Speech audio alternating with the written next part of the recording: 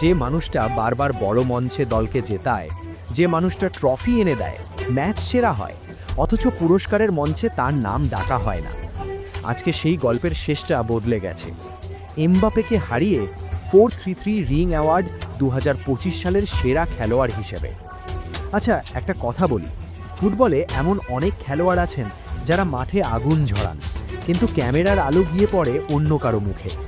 রাফিনহার গল্পটাও ঠিক এমনই ছিল। গত 2 মরশুম ধরে এই মানুষটা কি করেননি বার্সেলোনার জন্য।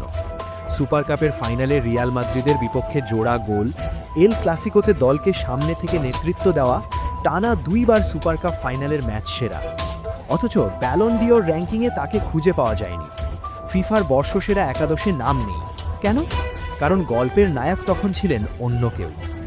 আপনারা কি মনে করতে পারেন 2024 সালের সেই ব্যালন ডিওর রাত? ভিনিসিয়াস জুনিয়র পুরস্কার না পেয়ে সোশ্যাল মিডিয়ায় 10x লিখে পোস্ট করলেন। পুরো ফুটবল দুনিয়া তার পাশে দাঁড়ালো, ক্লাব, সহতীর্থ, ভক্ত সবাই। কিন্তু ঠিক সেই সময়েই আরেকজন ছিলেন যিনি নিজের প্রাপ্য স্বীকৃতি না পেয়েও একটা শব্দও বলেননি।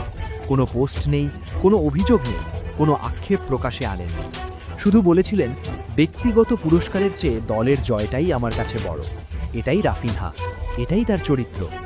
এখন একটা প্রশ্ন করি, লামিন ইয়ামালের জন্য ফ্যানরা যে উন্মাদনা দেখায়, পেদ্রির জন্য যে ভালোবাসা ঝরে, রাফিনহার জন্য কি সেটা দেখা যায়?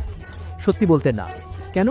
কেউ বলে বয়স কম হলে আলো বেশি পড়ে, কেউ বলে স্প্যানিশ মিডিয়ার চোখে ব্রাজিলিয়ানরা একটু কম পছন্দের। কিন্তু আসল কারণটা হয়তো আরও সহজ। রাফিনহা নিজেকে বিক্রি করতে জানেন না। তিনি কাজ দিয়ে কথা বলেন, আর এই দুনিয়ায় যে চিৎকার করে না, তার গলা শোনা যায় না। কিন্তু জানেন, ফুটবলের একটা সুন্দর দিক আছে। এখানে সত্য লুকিয়ে থাকে না, দেরিতে হলেও বেরিয়ে আসে।